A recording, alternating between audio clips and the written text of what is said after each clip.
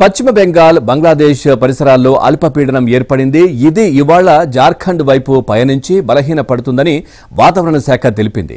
ఇది ఏపీపై ఎటువంటి ప్రభావము చూపదని పేర్కొంది. అలాగే ఈ నెల 25న ఉత్తర ఒడిశా, పశ్చిమ బెంగాల్కు ఆనుకుని వాయువ్య బంగాళాఖాతంలో మరో అల్పపీడనం ఏర్పడుతుందని తెలిపింది.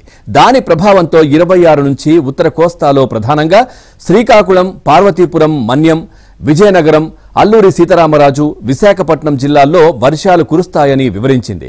ఏపీలోని అనేక ప్రాంతాల్లో శనివారం ఎండ, ఉక్కపోత కొనసాగాయి. ఇక బాపట్లలో 36.6 డిగ్రీల గరిష్ట ఉష్ణోగ్రత నమోదైంది.